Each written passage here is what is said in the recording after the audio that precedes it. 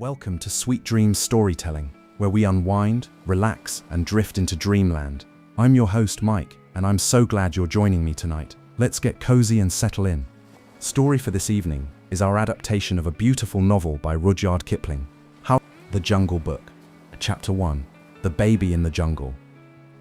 Long ago in the heart of India, where the moonlight slips through tall trees and the warm wind carries the scent of wild blossoms, there was a jungle unlike any other. Birds sang sweet lullabies at dusk, and the stars blinked gently above like sleepy fireflies. This was the time when stories were passed in whispers, and the jungle had secrets to share. One quiet evening, under a sky painted with silver stars, a pair of wolves were resting in their den. Mother Wolf lay curled in the cool shadows, her soft fur a pillow for her little cubs. Father Wolf stood just outside, listening to the jungle sounds, the chirp of crickets, the flutter of owl wings, and the far-off howls of other packs. Suddenly, he perked up. His ears twitched. There was a sound. No, not an animal sound. It was softer, smaller, almost like a squeak, but then it came again. Not a squeak, a cry. A baby's cry. He followed the sound, padding quietly over leaves and fallen logs. His yellow eyes gleamed as he sniffed the night air. And then he saw it. In a patch of moonlight near the roots of a fig tree, wrapped in a scrap of red cloth, lay a tiny human child. The baby looked up at the wolf, his big brown eyes full of wonder, not fear. He giggled softly and reached out a chubby hand, as if he had always known that the jungle was his friend. Father Wolf blinked in surprise. Mother Wolf appeared behind him. When she saw the baby, her heart stirred. A man cub, she whispered, so small, so helpless. But the jungle was not a place for the helpless. It was full of shadows and dangers, and worse than any shadow was Shere Khan, the tiger who hunted where he pleased and feared no law. Father Wolf growled low. Shere Khan has been near. I smelled him on the wind. Just then, the jungle rustled again. A deep roar echoed through the trees. Shere Khan. He had followed the baby's scent, hoping for an easy meal. But he had made a mistake. Mother Wolf stepped forward, her eyes fierce and glowing. This cub is mine now. He came to us without fear, and we shall raise him as one of our own. The tiger roared again from the riverbank, but he did not dare come closer to the wolf's cave. He growled, "That man cub belongs to me. One day I'll return." But Mother Wolf simply turned her back, lifting the baby gently with her jaws, as if he were her own pup. She brought him into the safety of the warm, dark den. The wolf cubs sniffed their new brother curiously, and the man cub gurgled in delight. That night, while the wind whispered through the trees and the stars spun slowly above, the jungle changed. A new voice had entered the song of the wild.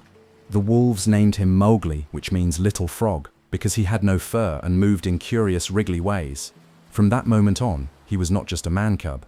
He was part of the jungle, part of the family.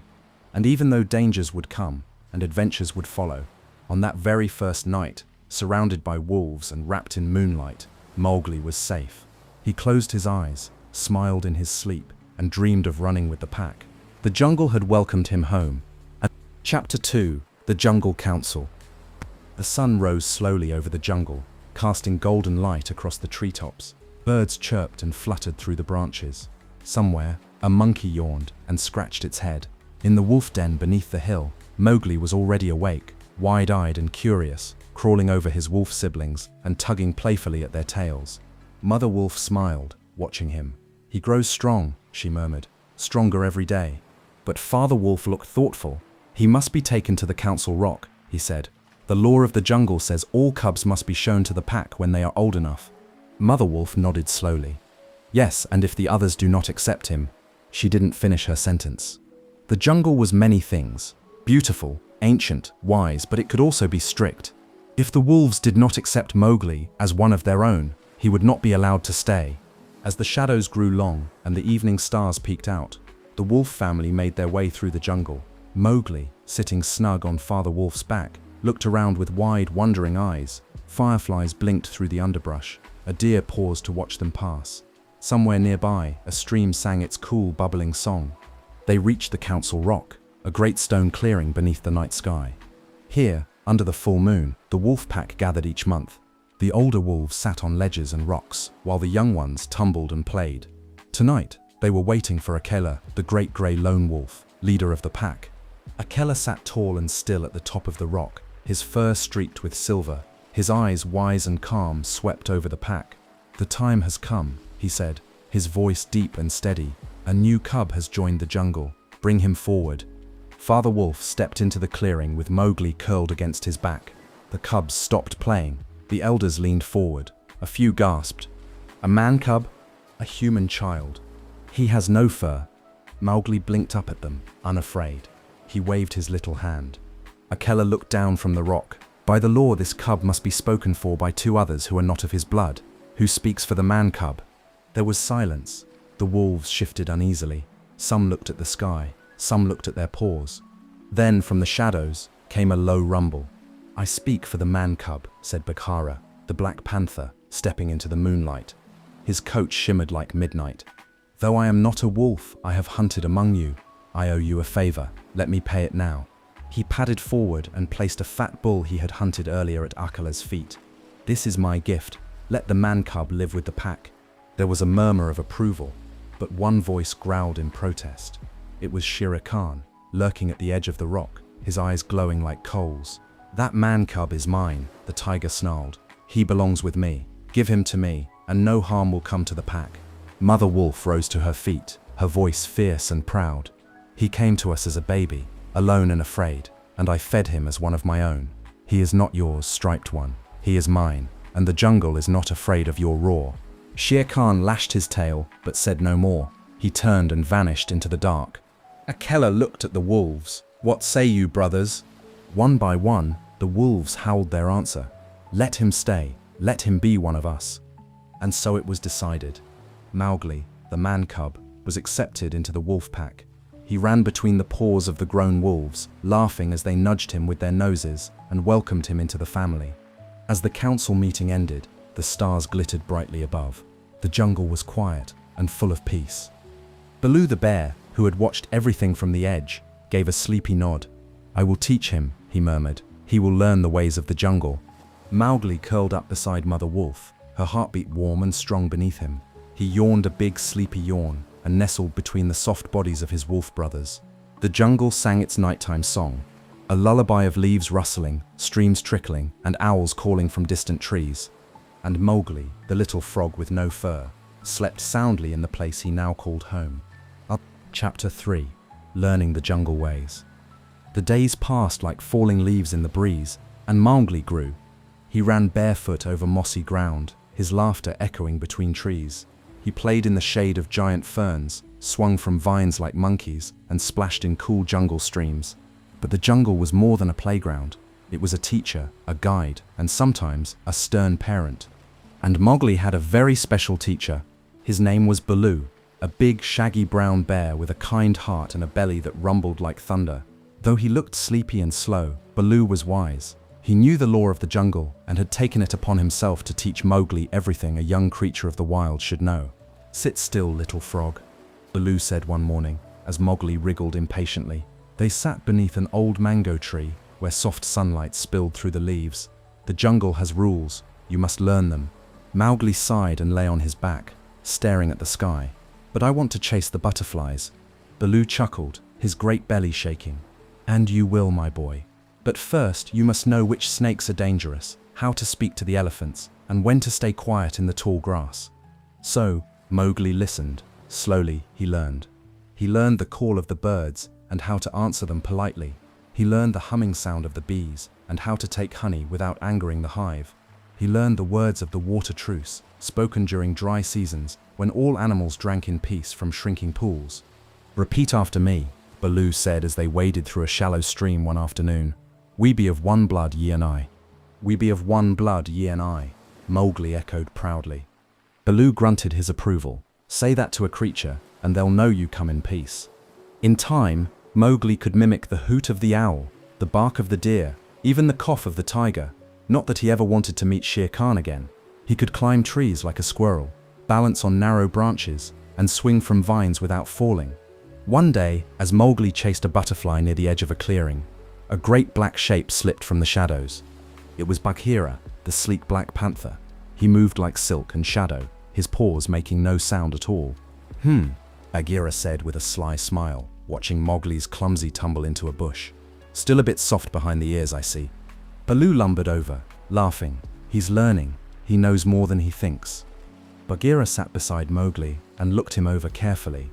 Learning the jungle is not only about knowledge, little one, it's also about respect. There are things that should not be disturbed, creatures that must not be mocked.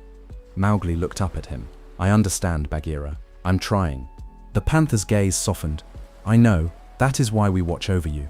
And watch over him they did. Baloo with his wisdom and laughter, Bagheera with his quiet strength and sharp eyes, and even the wolves who had accepted Mowgli as one of their own. They taught him when to listen, when to wait, when to speak, and when to run. But there were things that even the wisest teacher could not prepare him for. Wild hearts in the trees, whispers in the night, and mischief that moved like wind. For though the jungle had accepted Mowgli, there were still some creatures who didn't follow the law, and others who watched from the treetops with eyes full of curiosity and mischief. But for now, on that peaceful evening, Mowgli lay in the tall grass, tired and happy. Fireflies danced around him like tiny stars. Baloo snored under the mango tree. Bagheera lay quietly nearby, alert but calm. Mowgli yawned, wrapped in warmth and peace, and whispered the words Baloo had taught him once more. We be of one blood, ye and I. And with that the little man-cub fell asleep, dreaming of vines, rivers, and the songs of the jungle. Chapter 4. The Monkey Mischief. The days in the jungle passed like drifting clouds, soft and full of wonder. Mowgli continued to grow tall and nimble, his eyes bright with curiosity. He ran with the wolves, splashed in the streams, and listened to Baloo's lessons under the trees. But sometimes, he didn't want to listen. Mowgli, Baloo said one morning, we must practice the water call again. But Mowgli was already climbing a fig tree. Just 5 more minutes, Baloo. I saw a parrot nest up here. Baloo sighed deeply. You'll never learn the law of the jungle hanging upside down. From the trees above, unseen but always watching, came quiet giggles and whispers. Golden eyes blinked from the shadows of the leaves. They were the Bandar-log, the monkey people, loud, clever, and wild. They had no law, no leader, and no home. They were not feared, nor respected, but they were always watching. And they had been watching Mowgli. He climbs like one of us, chattered one monkey, tail swishing. He speaks like the 4-legged ones, said another, but he could teach us more. He is clever, he is new. So the monkeys made a plan. That afternoon, while Mowgli played on a rock ledge and Baloo napped nearby, a sudden chatter burst from the trees. Dozens of monkeys swung down in a blur of arms and tails and squeals. Before Mowgli could even shout, they scooped him up and whisked him into the treetops. Hey, put me down, he cried, kicking and twisting. But the monkeys only laughed and whooped. We're taking you to the cold lairs, they sang. You'll be our teacher, you'll be our leader. Far below, Baloo woke with a jolt. Mowgli, he called. But the jungle was still, too still. Bagheera appeared a moment later, his fur bristling. The Bandar-log, he growled. They've taken him. Baloo's voice was tight with worry. We must follow, but they're too fast, too many, and too high in the trees. We'll never catch them in time. Bagheera narrowed his eyes. Then we must find someone who can. Far away, the monkeys carried Mowgli through a maze of branches, laughing all the while. We are great, they shouted. We are wonderful. Look what we have. They swung past birds' nests and beehives, through sunlight and shadow, until they reached the cold lairs, ancient ruins hidden deep in the jungle. Once a city for men, now it was quiet and crumbling, with vines snaking through broken stones and statues of forgotten gods staring with empty eyes. This is your palace now, the monkeys told Mowgli. You will tell us what to eat, how to speak, how to be wise. Mowgli looked around. The walls were falling, the floors were cracked. There was no food, no water, just dust and broken dreams. This isn't a palace, he said quietly. It's a cage. But the monkeys only clapped and danced. Back in the heart of the jungle, Baloo and Bagheera searched for help. They found it curled on a rock, silent and still as a fallen branch. Kaa, the great python. His long body was coiled in the sun, and his eyes blinked lazily. But when he heard that the monkeys had taken Mowgli, his tongue flickered with interest. They do not respect the law, Kaa hissed, but they will fear me. Together, the 3 animals made their way toward the cold lairs. They moved quickly, quietly, with purpose. The sun dipped low, casting long shadows, and the jungle began to hush. As night fell, the ruins came into view. Mowgli sat on a stone ledge, arms crossed. He missed Baloo's grumbling, Bagheera's quiet protection. Even Kaa's strange stare would be welcome now. Suddenly, the air changed. There was a soft rustling sound, like silk sliding through grass. The monkeys froze. A low hiss whispered through the ruins. "Who dares wake the jungle's silence?" Came a voice like wind over bone. And then, Kaa. His body slid over stone and root, gliding through the shadows like a river. His eyes glowed gold and green. The monkeys screamed in panic. "It's Kaa! It's Kaa! Hide! Flee!" But Kaa did not rush. He simply looked. And where his gaze fell, the monkeys stopped, stared, and began to sway. One by one they dropped from the walls and ledges, their eyes fixed on his. They forgot Mowgli. They forgot everything. Bagheera leapt into the ruins and helped Mowgli down from the ledge. "Come, little brother. We must go." Mowgli turned to watch the monkeys, still swaying, still silent. "What is Kaa doing to them?" "Something best not looked at for too long," Bagheera said softly. "Let's not stay." As they slipped into the jungle, Mowgli felt Baloo's big paws scoop him into a warm bear hug. "Don't you ever let those monkeys near you again," Baloo huffed. "I won't," Mowgli said, sleepy and safe once more. That night, curled against Baloo's soft side and under Bagheera's watchful eye, Mowgli listened to the jungle sounds, the rustle of wind, the chirp of crickets, the quiet hum of peace. "I'm sorry I didn't listen," he whispered. Baloo smiled in the dark. "The jungle is a good teacher, Mowgli, but sometimes it lets you learn the hard way." And with that, the man-cub yawned, snuggled down, and let the dreams of jungle trees carry him gently into sleep. Chapter 5, Kaa to the Rescue. Panel the Rescue. The moon had risen high above the jungle, casting a silver glow over the trees and ruins. The vines hanging from the cold layers swayed gently in the breeze. A quiet hush had fallen over the ancient place, broken only by the soft rustle of scales sliding over stone. Kaa was still there. The monkeys, no longer laughing or dancing, stood as if frozen in a dream. Their eyes were wide and glassy, staring into Kaa's. He moved slowly, gracefully, his great coils gliding across broken walls and fallen statues. His eyes glowed golden green in the moonlight, and as he moved, his hypnotic voice whispered like a lullaby only the wild could hear. "Sleep now, little thieves. The jungle remembers, even if you forget." Far from the ruins, Mowgli was already on his way home, safe and wrapped in the care of his two guardians, Baloo and Bagheera. Baloo walked beside him, still grumbling but gently now. "I told you they were trouble, those Bandar-log, always jumping, never thinking."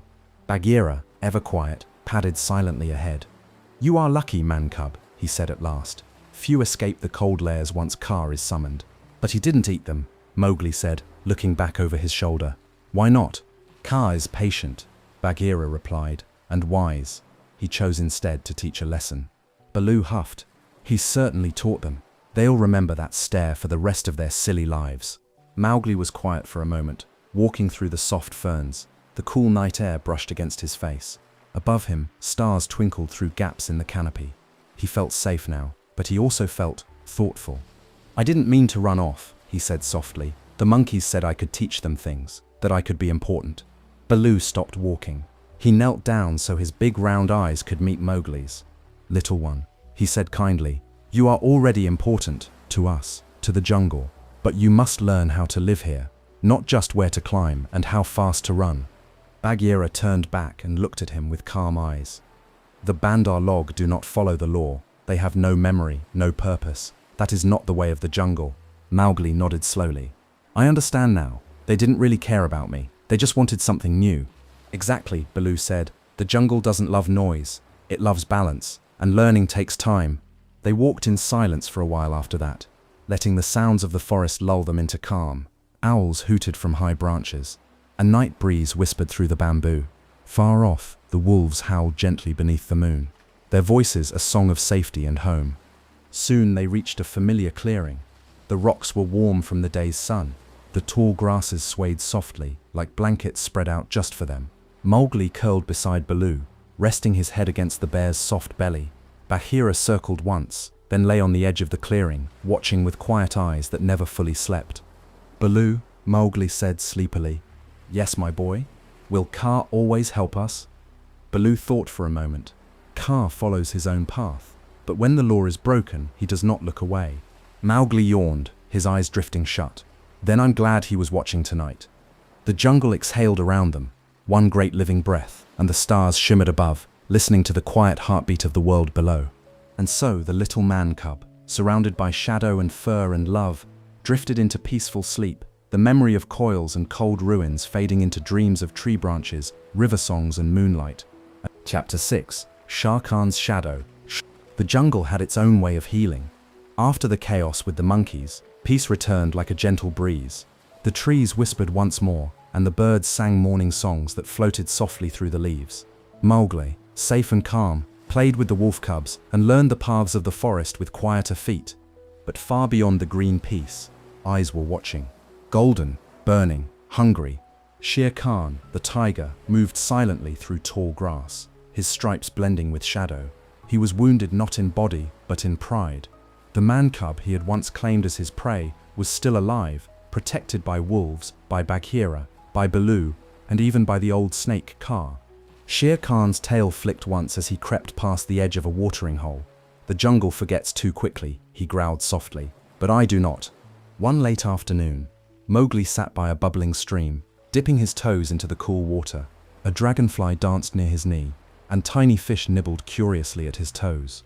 Baloo sat nearby, munching happily on ripe bananas.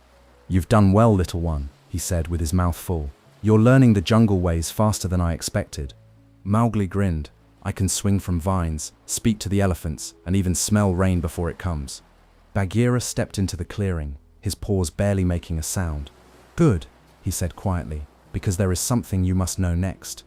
Mowgli tilted his head. "What is it?" Bagheera's yellow eyes narrowed. "Shere Khan." The name sent a chill through the clearing. Even the trees seemed to hush. "He watches," Bagheera said. "Not openly, not foolishly, but from the shadows. He is not finished with you." Mowgli's eyes darkened. "But why does he hate me? What did I ever do to him?" "It is not you he hates," Baloo said gently. "It is what you might become." Bagheera stepped closer and lay beside Mowgli. "Shere Khan fears man, fire, reason, choice. You are a seed, Mowgli, and he fears what you might grow into." Mowgli looked into the water, his reflection trembling with the ripples. "I just want to live in peace. I don't want to fight him." Bagheera nodded. "And yet sometimes the jungle does not ask what we want. It only asks who we are."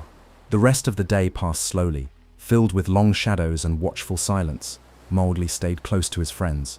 He noticed the way Baloo sniffed the air more often, how Bagheera's ears flicked at every sound. Even the birds seemed quieter, flying lower, hiding in thicker trees. And somewhere, far off but never far enough, Shere Khan waited. That night, the wolves held their gathering under the stars. Mowgli sat between Raksha, his wolf mother, and Father Wolf. The pack howled softly, telling stories of the hunt, of the rain, of the old times when the jungle was young. But then Akela, the great leader, rose to speak. His voice was deep, like thunder that rumbled before a storm. "The tiger watches again," he said. "His anger grows, his pride stirs." A hush fell over the wolves. Akela looked down at Mowgli. "You are one of us, but your path is twined with his. Be brave, little brother, learn well, for the day may come when you must face him, not with fear, but with fire in your heart." Mowgli nodded slowly. He wasn't ready yet, not to fight, not to face the tiger, but he would be. Later, under a blanket of stars, Mowgli lay between Baloo and Bagheera. He didn't speak, he listened. The jungle whispered secrets on the wind, rustled leaves with purpose, and pulsed quietly with life. "Baloo?" Mowgli whispered. "Yes, little frog?" "If he comes for me, will I be alone?" Baloo reached out one heavy paw and gently pulled Mowgli close. "Never." Bagheera added, "As long as the jungle breathes, you are not alone." With that, Mowgli closed his eyes, letting the night cradle him. Shere Khan might watch from the shadows, but here in this moment, under the moon, Mowgli was safe. And soon, he drifted into dreams of glowing stars, singing wolves, and tiger eyes that faded into the trees. Chapter 7. Secrets of the Cold Lairs. The jungle was full of places lost to time. Old stones wrapped in vines, forgotten trails covered in moss, and strange corners where silence lived like a shadow. One such place was the Cold Lairs. Though Mowgli had been there once, taken by the mischievous Bandar Log, he had not forgotten the feeling of that place. The broken walls, the whisper of wind through empty halls, the sense that something ancient still lingered there. One morning, after the rains had passed and the jungle steamed gently in the sun, Mowgli walked beside Bagheera on a quiet trail. "Where are we going today?" Mowgli asked. his feet bare on the damp earth. Bagheera's eyes glinted. Back to the cold layers. Mowgli stopped walking. Why? You've seen them with monkey eyes, Bagheera said softly, but now it's time to see them with yours. The cold layers stood like forgotten bones in the belly of the jungle, an old city swallowed by time. Vines hung from broken towers, and moss crept over cracked stone floors. Statues of once great kings stared silently from their corners, their faces worn smooth by rain and years. Birds circled high above. The jungle's breath was quieter here, slower, as though it remembered everything that had happened long, long ago. Mowgli stepped carefully over a crumbling wall, Bagheera close behind. It feels different now, the boy whispered. It should, Bagheera replied. This place was not built by jungle paws. It was made by man, your kind, long before even I remember. They walked slowly, passing sunlit archways and stairways that led nowhere.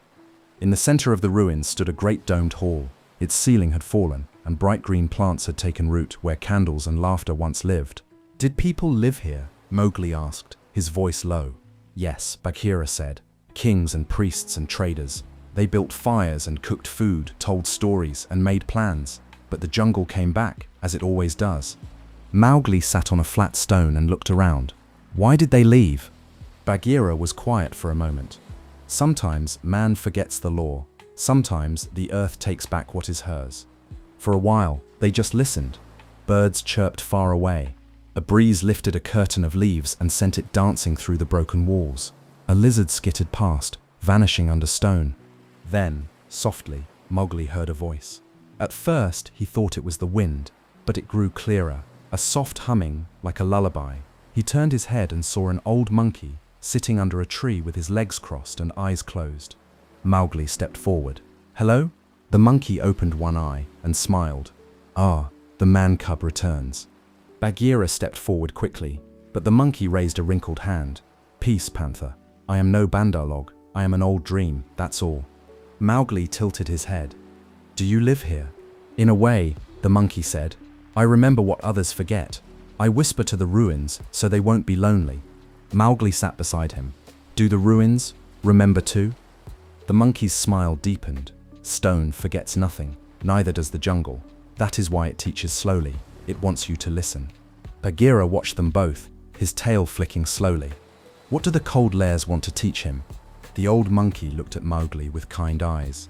That even things which seem broken can still hold meaning, that the past is not something to fear, and that even among crumbling places there is wonder. Mowgli touched a small carving on the stone beside him, a shape like a flame, worn down but still there. It's beautiful, he whispered. The monkey nodded. You'll understand more when you're older. They stayed only a short while longer.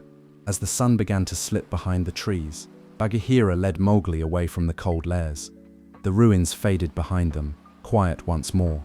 Was he real? Mowgli asked. Yes, Bagheera said, but not like others. He belongs to the past and the present, just like you. Mowgli walked a little slower, thoughtful now.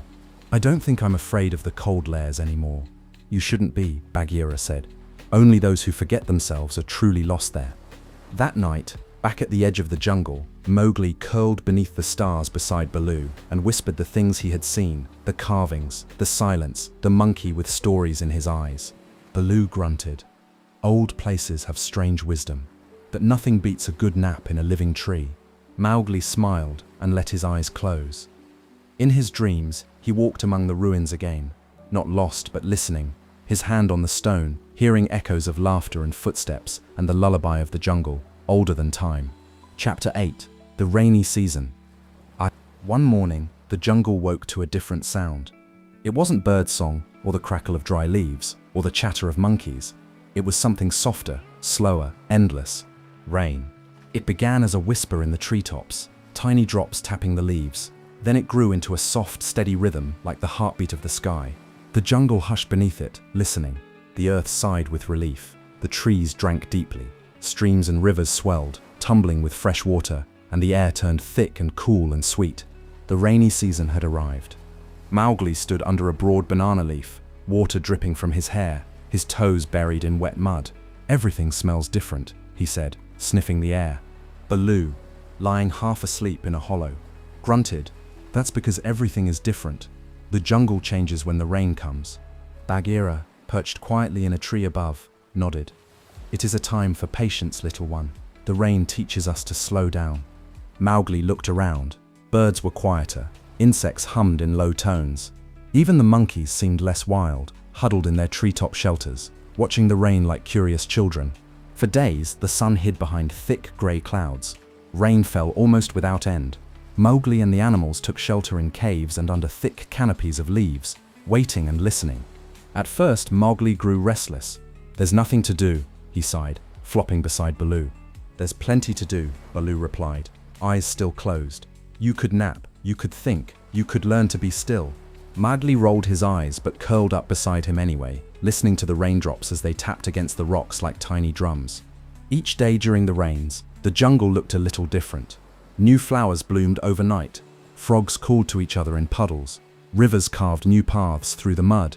The trees gleamed with water, and every leaf seemed greener, fuller, alive. Bagheera taught Mowgli how to move quietly through the wet undergrowth. "Your feet must feel the earth," he said. Even underwater, even in mud, they walked together, slow and silent, learning the new sounds of the soaked jungle. Everything was softer now. The sharp crunch of leaves was gone. Even the wind seemed to tiptoe. "Do you know why the rain is important?" Bagheera asked one evening as they sat under a dripping canopy. Mowgli shook his head. "Because it reminds the jungle to rest," Bagheera said. "Even the fiercest creatures must pause and wait. Nothing grows forever without stopping." Mowgli leaned his head against the panther's sleek side. "It makes everything feel sleepy." "It should," Bagheera said with a soft purr.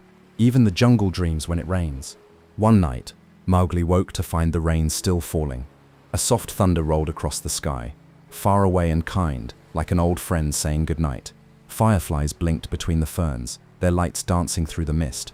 He stepped out into the clearing, barefoot and quiet. Rain soaked his hair and ran down his arms.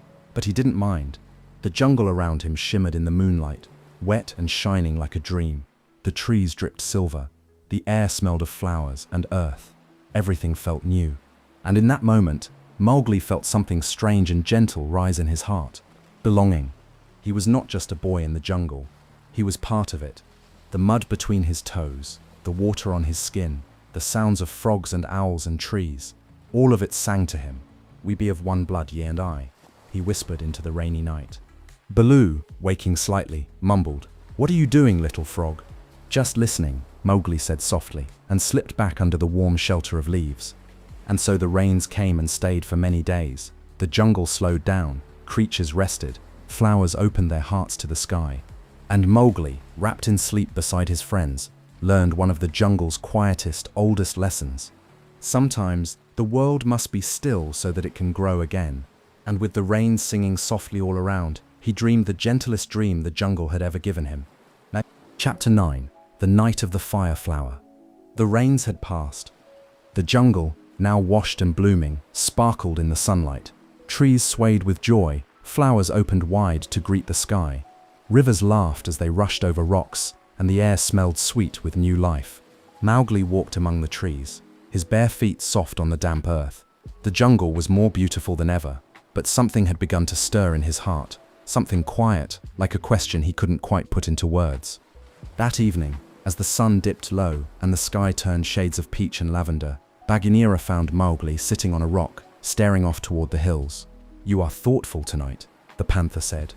Mowgli nodded slowly. "Bagheera, what makes men different?" Bagheera blinked. "Many things. They speak of dreams, they build villages and fires, they make tools and weapons, and they carry something the jungle does not always understand." "Like fire?" Mowgli asked. Bagheera's golden eyes glinted. "Yes, especially fire." When darkness fell, Bagheera led Mowgli through the quiet trees, following a path neither of them had walked in many moons. Owls watched from branches, crickets sang their twilight songs. They climbed a hill overlooking the distant Man village, nestled at the edge of the jungle. From that high place the forest thinned, and Mowgli could see the orange glow flickering below. "Look," Bagheera whispered, "that is what they call the fire flower." Mowgli leaned forward wide-eyed. The fire moved like a living thing, its golden petals swaying and snapping, sending sparks into the night air. People sat around it, their shadows dancing on the walls of their huts. "It's beautiful," he said. "Yes," Bagheera replied, "and dangerous." They watched together in silence. A mother rocked her baby. A boy played with a stick in the dust. Someone laughed. Mowgli tilted his head. "They don't look so different," he said softly. Bagheera didn't answer right away. "They are your people, Mowgli. That is why one day you will need to choose." "Choose what?" "Whether you will walk with them or with us." Mowgli's heart felt strange. He didn't want to leave the jungle. The wolves, Baloo, Bagheera, they were his family. But there was something about the fire, something warm and wild and whispering to a part of him that still felt like a mystery. He turned to Bagheera. "Do you think I have to choose?" Bagheera placed a paw gently on Mowgli's shoulder. "Not tonight." They returned to the jungle under a sky full of stars.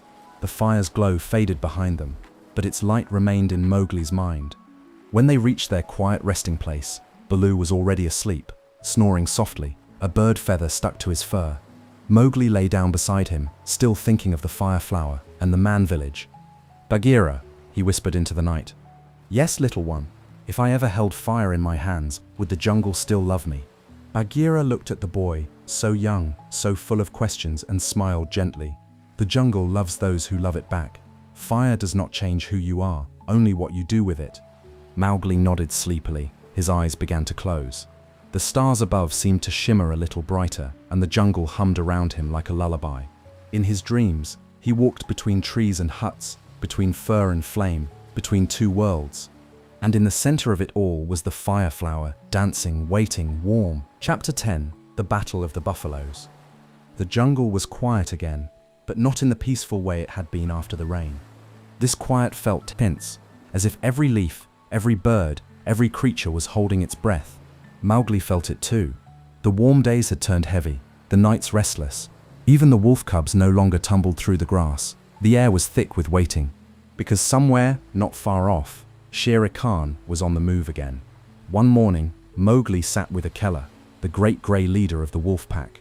The old wolf's eyes were sharp, though his limbs had grown slower with age. "He grows bolder," Akela said, watching the horizon. "Shere Khan no longer hides. He hunts openly and speaks your name." Mowgli frowned. "Let him come. I'm not afraid." "But fear is not the only thing," Akela said gently. "You must also be wise." Bagheera and Baloo listened nearby. Bagheera's eyes were narrow with thought. "We need a plan." Baloo nodded. "And a good one. This is no monkey game." Mowgli stood, his face calm but fierce. "Then let's make one." That night, Mowgli slipped quietly into the dark jungle, where a great herd of wild buffaloes slept beneath the stars. He crept to the side of Rama, the lead bull, a strong, silent creature with wide horns and wise eyes. Mowgli spoke to him softly, in the language Baloo had taught him, the language of hoof and herd.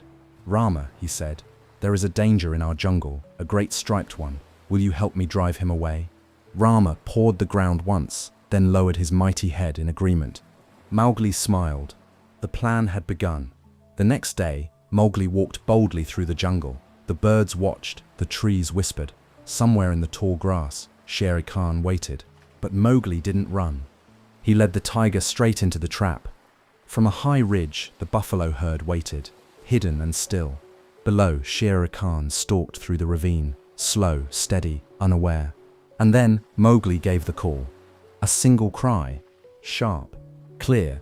Now, Rama and the herd thundered forward, their hooves shaking the ground like distant drums. Dust rose into the sky, trees trembled. Shere Khan's ears flicked up, his eyes widened. But it was too late. The buffaloes stormed down the slope, their strength unstoppable, their purpose clear. Shere Khan turned to run, but the ravine walls were steep and the herd was faster than fear. With a roar swallowed by thundering hooves, the tiger was swept away. The jungle, watching from trees and branches and sky, was still. The danger had passed. That evening, the sky turned gold and violet. Mowgli stood near the river, looking into the water as it shimmered with the fading light. His reflection stared back, older now, wiser, and just a little more still. Baloo came and sat beside him. "Well done," the bear said quietly. Bagheera joined them, his tail curling around his paws. "You showed the jungle that courage can come in many shapes." Mowgli nodded, but he didn't speak. He was tired, not in body, but in the way one is tired after a storm has passed. He closed his eyes for a moment and listened. The jungle was breathing again, peaceful, safe. For now.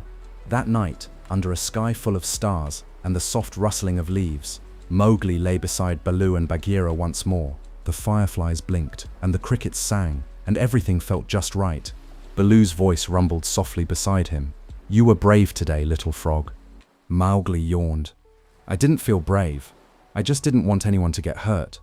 "That's exactly what bravery is," Bagheera murmured. "Doing what's right even when you're scared." Mowgli snuggled into the warm fur at his side. The danger was gone. The stars were bright, and the jungle was quiet. In his dreams, he ran beside the buffaloes again, not from fear, but with purpose. Strong, steady, and free. Chapter 11, Saying Goodbye. The jungle had grown still again. The great herd had moved on. Shere Khan's roar no longer echoed through the trees. The birds sang freely once more, and even the monkeys seemed calmer. Peace had returned. But something inside Mowgli had changed. He walked through the forest, as he always had, barefoot, quick, alert. But now, everything felt a little quieter. He was stronger now, yes, wiser, but also something else. A feeling he didn't yet have a name for. He felt it when he sat under the fig tree, where Baloo used to teach him the law of the jungle.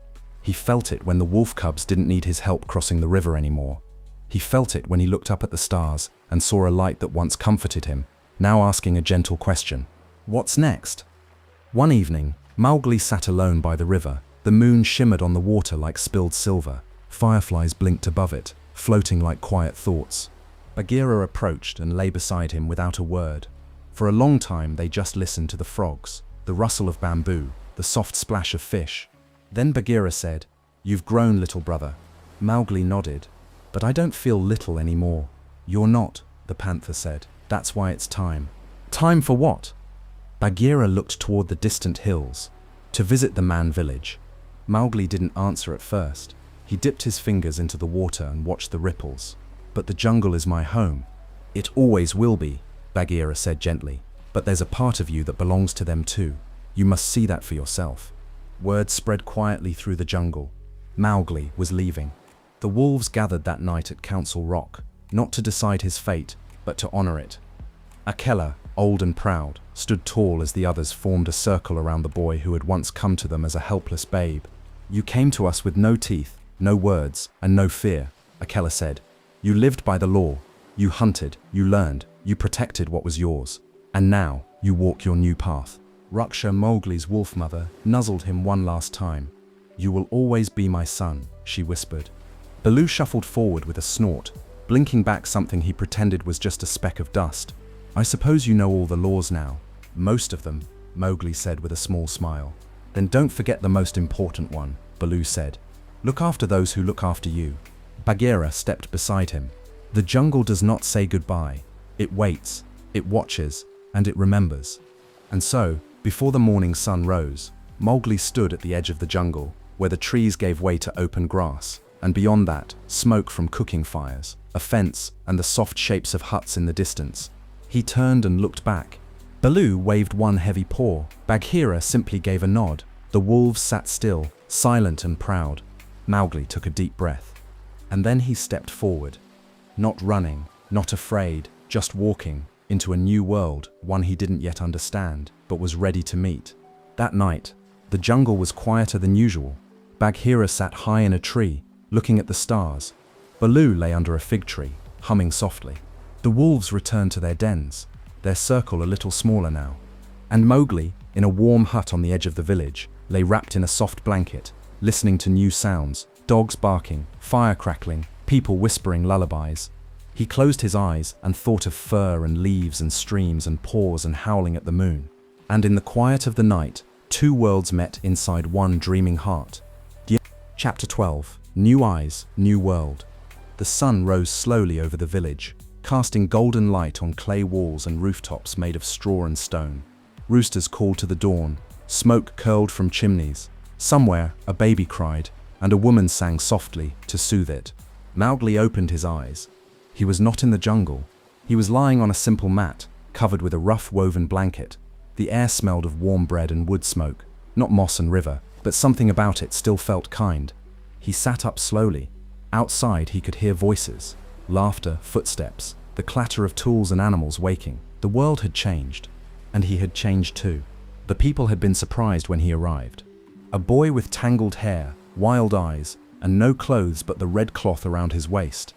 Some had been afraid, others curious, but one kind woman, Mesuya, with soft eyes and gentle hands, had welcomed him. She had given him food, a blanket, and a quiet place to rest. She even washed his face and gently combed the leaves and bits of twig from his hair. "You remind me of my lost son," she had whispered. Now she greeted him with a smile as he stepped outside. "Come, child, there's much to learn." And so Mowgli began to learn the ways of the man village. He learned to wear clothes, though he still preferred bare feet. He learned to drink warm milk from a clay cup and how to carry water in a pot balanced on his head. He watched as the villagers plowed fields, built fences, cooked food over fire, and told stories at night around glowing coals. But everything felt strange. The sounds were louder, the rules were sharper, and people didn't speak with the same honesty as the jungle. They asked questions with their eyes instead of their voices. They whispered when he passed by. Still, he tried. He helped carry baskets. He listened to Meswa's gentle instructions. He sat by the fires and tried not to miss the stars through the tall trees. But when he slept, his dreams were full of green, of warm fur and running water, of laughter in the leaves.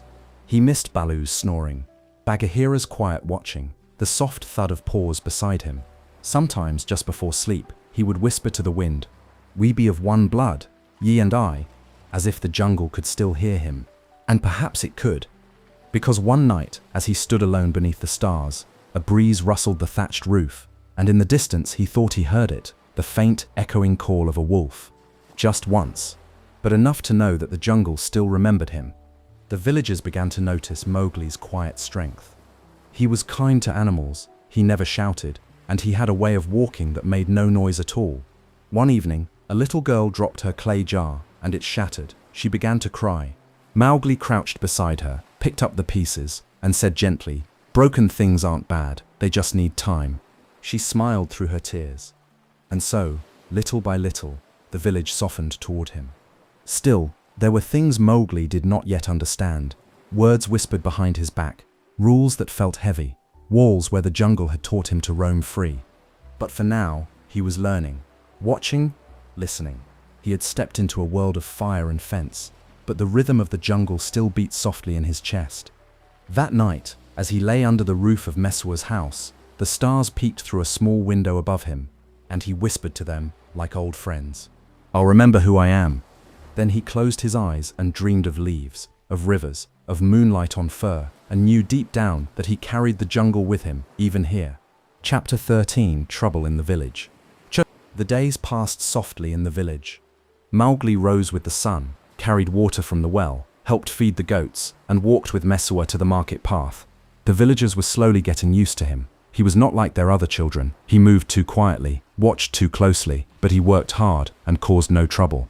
Still, he missed the jungle. Sometimes he would crouch beneath the trees near the edge of the fields and listen, just in case he could hear Bagheera's silent steps or the distant call of a wolf. But the jungle stayed quiet. One evening, as the village gathered around cooking fires and shared warm bread, a stranger arrived. He came riding on a tall horse, with sharp eyes and a long rifle slung across his shoulder. His clothes were stiff and his boots heavy. He spoke loudly and looked down at everyone. He was a hunter.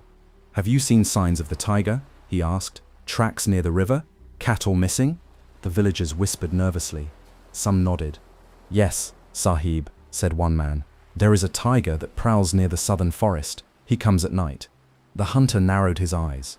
"Then I will trap him, shoot him if I must." Mowgli, listening nearby, felt his stomach twist. He had lived in the jungle long enough to know that tigers were not always the enemy, and guns were not always the answer. But the villagers were afraid, and fear listens easily to loud voices. That night, Mowgli lay on his mat, unable to sleep. He could hear the hunter sharpening his knife. The sound scraped against the silence like a warning. He slipped out into the night, bare feet silent on the earth, and climbed to the edge of the fields where the jungle began again. "Bagheera," he whispered. No answer. Baloo, only the wind, but he knew the forest was listening. The next morning, the hunter set out with a group of men, carrying torches and traps. Dogs barked ahead of them. The villagers watched nervously from behind fences. Mowgli followed quietly behind, his eyes scanning the forest. He saw tiger tracks, but old ones. No signs of fresh kills. No signs of Shere Khan. And then he saw something else. A snare, hidden beneath leaves, set for anything that passed. Mowgli knelt down beside it, his fingers brushing the rope. "This will catch more than just a tiger," he whispered. And suddenly, he saw it clearly. A danger not just to the jungle, but to the balance of it all. A man with fear in his eyes and a weapon in his hands could do more harm than the fiercest beast. Later that day, as the hunter moved deeper into the woods, Mowgli acted. He crept ahead of the group, quietly undoing the traps, scattering leaves, brushing away tracks. He was careful, gentle, like a whisper in the trees. The hunter grew frustrated. "There's nothing here," he snapped. "The tracks are gone. The traps tampered with." The villagers said nothing. Mowgli returned to the village before sunset, covered in dust and bits of bark. Mescla gave him a look, one of those quiet, motherly glances that saw more than she said. "You were in the forest," she murmured. Mowgli didn't answer, but she gave him a piece of warm bread anyway, and smiled. That night, the hunter packed his bags and left. The villagers watched him go with relief, and though they didn't know why the tiger had never come, why the traps had failed, or why the jungle remained so quiet, they felt safer. And deep in the trees, the jungle sighed with peace. Mowgli sat under the stars, just beyond the village gate. He looked up at the moon, bright and clear above the forest canopy. And slowly, out of the shadows, came a shape, Bagheera. The panther didn't speak right away. He just sat beside Mowgli, both of them staring out at the quiet world. "You saw him?" Mowgli asked. "Yes," Bagheera said. "You were clever. I just didn't want anyone hurt," Mowgli whispered. "That," the panther said softly, "is the jungle's deepest law." Mowgli rested his head on his knees, feeling both tired and proud. The night was still, the danger had passed, and the jungle and the village, for now, lived side by side in peace. As Mowgli drifted into sleep that night, he dreamed of walking between two worlds, barefoot and brave, with a whispering forest on one side and warm firelight on the other, and both in their own way called him home. Chapter 14, Mowgli's Wisdom. The days in the village grew warm and slow. Mowgli helped gather firewood and fetched water from the well. He learned to grind grain and mend fences. He wasn't wild anymore, not in the way the villagers had feared, but still there was something in his eyes that didn't quite belong to their world. Something old, something still. And sometimes, when the wind came from the jungle and stirred the trees, the people would find Mowgli standing alone, listening. One afternoon, as the sun began to dip behind the hills and the sky turned soft and golden, a deep sound rolled through the earth. Boom, boom, boom, boom. The ground shook. Chickens scattered, dogs barked, children clung to their mothers. It was an elephant, and not just any elephant. Hathi, the old bull, wise and enormous, who rarely left the deep jungle. But now he had come to the edge of the village, and his steps were slow and strange. His ears flapped gently, his trunk swung low, brushing the earth, and his eyes, his great gentle eyes, were filled with sorrow. The villagers panicked. "Hide, he'll crush the fields. Drive him off. Bring fire." But Mowgli stepped forward. "No," he said calmly. "Wait." He walked toward the elephant, barefoot and quiet, until the two of them stood face to face beneath the wide sky. Mowgli bowed his head slightly. "Old One," he said in the language of the jungle, "why have you come?" Hathi rumbled deep in his chest. A tree older than any other, was taken down by men. It sang to me. I used to rest beneath it. Now it is gone." Mowgli reached out a hand, resting it gently on Hathi's rough, warm leg. "You miss your friend?" The elephant nodded, his ears trembling.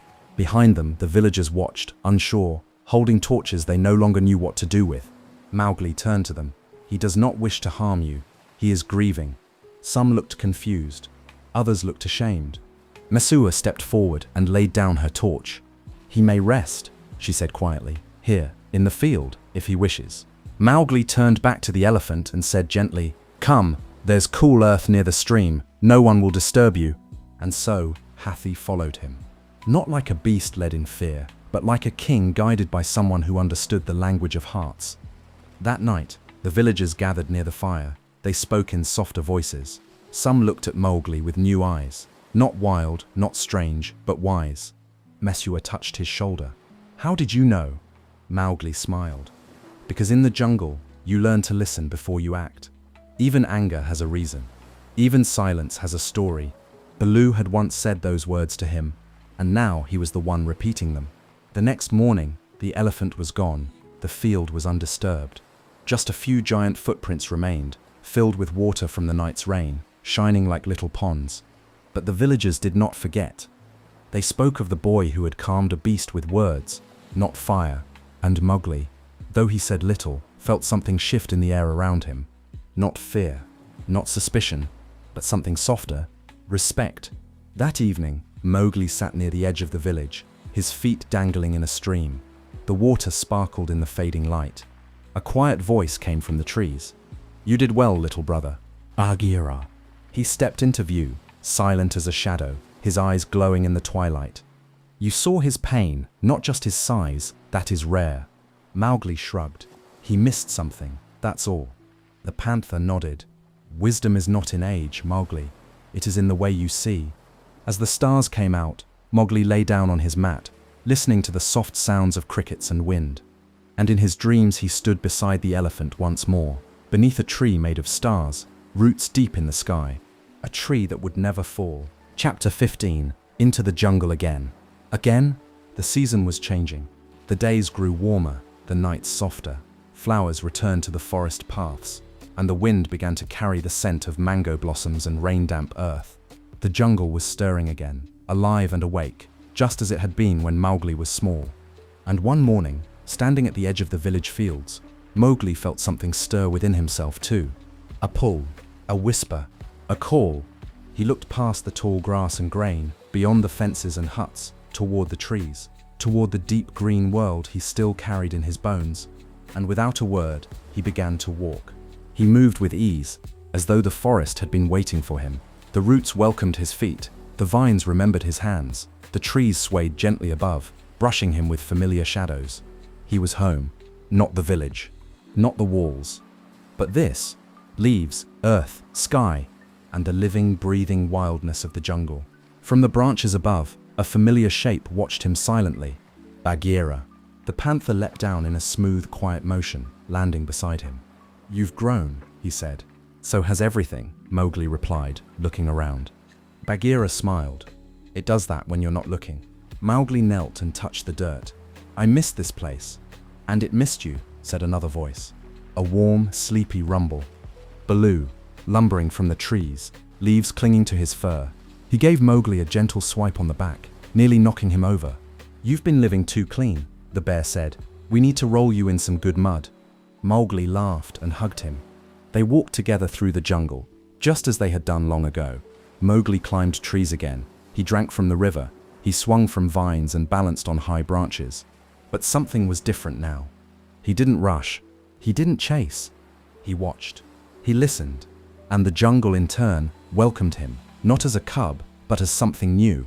Later that day, they reached the old den where the wolves once lived. It was quiet now, overgrown with moss and flowers, but the stones still remembered. Mowgli sat by the entrance and ran his fingers along the wall. "This is where I first learned to listen," he said softly.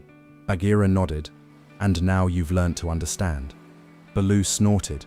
"Understanding is good, but I hope you haven't forgotten how to nap." Mowgli grinned. "Never." As the sun dipped low and fireflies began to blink between the trees, the three of them sat quietly near the river. No lessons, no danger, just the soft rustle of leaves and the gentle hush of the jungle breathing around them.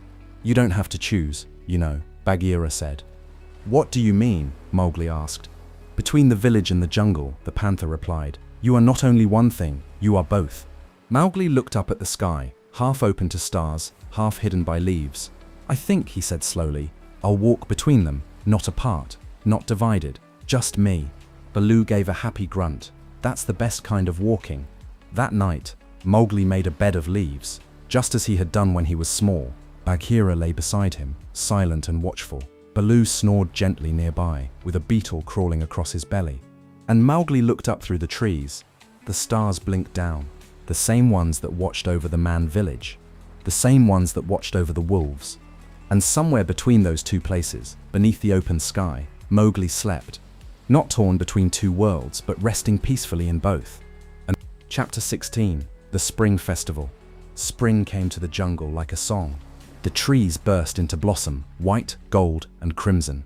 New leaves unfurled like tiny green hands, and vines curled along branches like laughter winding through the air. Streams ran clearer, the air grew warmer, even the wind changed its voice, humming a brighter tune. And the animals of the jungle knew what that meant. It was time for the spring festival. The festival was not planned, not spoken of in rules or carved in stone. It simply happened, as it always had, when the rains had ended, when food was plentiful, and when the moon rose round and full over the treetops. One by one, the animals came. Elephants trumpeted in the distance, deer leapt through tall grasses, their hooves soft on the ground. Birds sang from every branch. Even the monkeys behaved, for a little while. And in the heart of the jungle, near the bend of the river where wildflowers bloomed, the celebration began. Mowgli arrived with Bagheera and Baloo, both of them looking pleased in their own way. Baloo had rubbed his fur clean in the river, though he was already covered in leaves again, and Bagheera's coat gleamed like shadowed silk. The wolves came too, Akela and Ruksa, and Mowgli's playful wolf brothers, now taller and leaner than before. They howled gently to greet him, their voices like music rising into the trees. Mowgli smiled, his heart full. This wasn't the village, with its cooking fires and quiet paths. And it wasn't just the jungle either. It was something shared, something whole. There were no torches at the festival, only moonlight and fireflies. The elephants dug shallow pools and filled them with cool water. The monkeys swung overhead, tossing fruit down to anyone below. A family of peacocks spread their feathers and danced beneath the moon. And at the center of it all, the animals gathered not to hunt, not to fight, not to speak of laws, but simply to be, to listen, to celebrate, to rest. Mowgli sat on a stone beside the river, watching it all unfold with quiet joy. A frog leapt onto his knee, and he gently let it hop to the ground. "You've changed," said a familiar voice. Mowgli turned. It was Kaa, the great python, his coils tucked around the roots of a tree, his golden eyes steady and slow. "Have I?" Mowgli asked. "You see more than you did," Kaa said, "and you ask less." Mowgli thought for a moment. "Maybe I'm just listening better." Kaa flicked his tongue. "That is the beginning of wisdom." As the night deepened, the animals rested in great circles, heads tucked against fur, feathers, or earth. The stars above were brighter than ever, reflecting in the river like lanterns floating in the sky. Mowgli lay beside Bagheera, Baloo snoring loudly just beyond. "Is this what peace feels like?" Mowgli whispered. "Yes," Bagheera replied. "This is the jungle's way of saying thank you for another season, another day, another chance to live in harmony." Mowgli looked up at the sky and felt a stillness in his chest.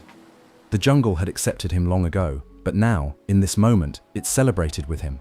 Not as a man-cub, not as an outsider, but as someone who belonged.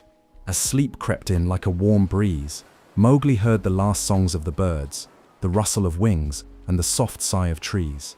And he smiled, because there, under the glowing stars and the sheltering canopy of the jungle, surrounded by every kind of creature, great and small, loud and silent, he felt something stronger than celebration. He felt home. Chapter 17. The Choice of the Heart. A choice of the heart. The spring festival had passed, but its warmth lingered like sunlight in the leaves. The jungle had returned to its rhythm, soft footfalls on forest paths, birdsong in the morning, and rivers whispering as they flowed over smooth stones. Everything felt calm, content, and still. But inside Mowgli's heart, something had begun to stir again. It wasn't fear, it wasn't sadness. It was wonder, a question, gently knocking. Where do I truly belong? In the days after the festival, Mowgli wandered often. He walked the edge of the village fields, where children called to him to join their games. He walked deep into the jungle, where Baloo told him stories and Bagheera hunted silently nearby. He sat beside rivers, under banyan trees, and on high branches where the wind carried whispers only the jungle could understand. And everywhere he went, two worlds followed him, one of firelight and fences, one of moonlight and vines. He loved them both, and he feared losing either. One evening, Mowgli visited Mesua, the kind woman who had welcomed him into the man village. She gave him a bowl of rice and a soft smile. "You seem far away tonight," she said gently. "I've been thinking," Mowgli replied, watching the fire, "about the jungle and the village, and how I don't feel like I fully belong to either." Mesua reached out and touched his hand. "Sometimes the people who walk between worlds feel that way, but it doesn't mean you don't belong. It means your heart is bigger." Mowgli looked up. "How do I choose?" You don't choose a place, she said. You choose a life. One that feels true to who you are. That night, Mowgli returned to the jungle. He climbed his favorite tree and looked out over both worlds. The village glowed quietly in the distance, lanterns flickering. The jungle stretched all around him, dark, wild, beautiful. And then he heard a rustle below. Bagheera, the panther, climbed up beside him with the grace of a shadow. You're troubled. I don't know where I'm supposed to be, Mowgli said. Part of me loves the people. Part of me is made of jungle. Bagheera was silent for a while. Then he said, the jungle never asked you to choose. It only asked you to be honest, to walk your path with care. Mowgli leaned back against the tree trunk. Can I belong to both? Perhaps not in the way others expect, Bagheera said, but in the way that matters most, yes. You belong wherever your heart tells the truth. The next morning, Mowgli stood at the place where jungle met village. The sun rose slowly, painting the world in soft gold. And finally, he understood. He didn't have to leave one to love the other. He didn't have to be all one thing or all the other. He could be himself, kind and strong, wild and wise, a boy of the forest with a heart big enough for both homes. Later, he told Baloo and Bagheera, I will walk in both worlds. I will help the people learn to live with the jungle, not away from it. Bagheera gave a slow nod. That is a brave path. And a good one, Baloo added, hugging him so hard Mowgli had to catch his breath. They didn't try to change his mind. They didn't try to hold him back. Because love, true love, doesn't trap. It trusts. And so Mowgli walked forward with the forest behind him and the firelight ahead, not choosing one over the other, but carrying both in his heart. Not divided, not lost. Just growing into the boy, the man, the bridge he was always meant to be. Chapter 18, Mowgli's Song. The stars had returned. Night had fallen softly over the jungle, and the trees swayed gently as if nodding to one another. The river moved like silk beneath the moon, and the animals, one by one, found their places to rest. But tonight, Mowgli did not sleep. He walked slowly through the forest he had once feared, then loved, and now understood. Each step felt like a memory. Here was the tree where he'd first climbed with Baloo. Here was the river where Bagheera taught him to move like water. Here was the clearing where the wolves had first howled his name. Now everything was quiet, waiting, because tonight was special. Tonight, Mowgli would sing. He stood on a wide stone near the council rock, the place where he had once been shown to the pack. His voice was still for a moment. The jungle around him hushed.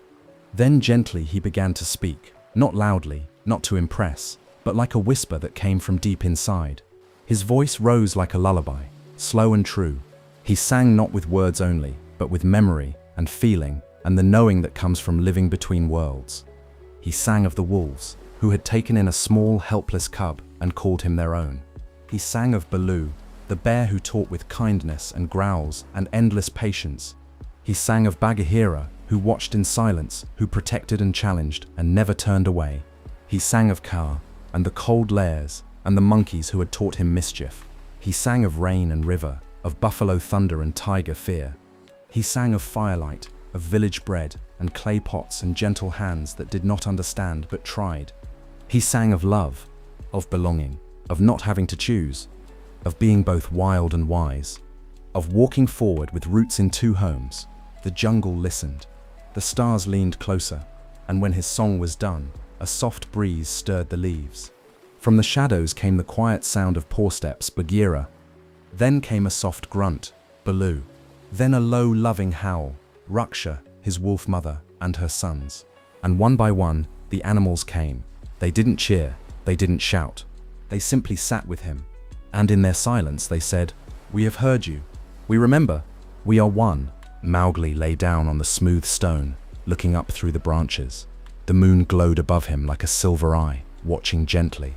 And as his eyes began to close, his breathing slowed, and his heart beat in rhythm with the sleeping jungle, he smiled.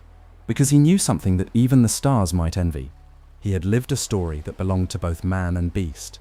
And in both, he had found love. In both, he had found home. And so ends Mowgli's song. But the jungle keeps singing. Always.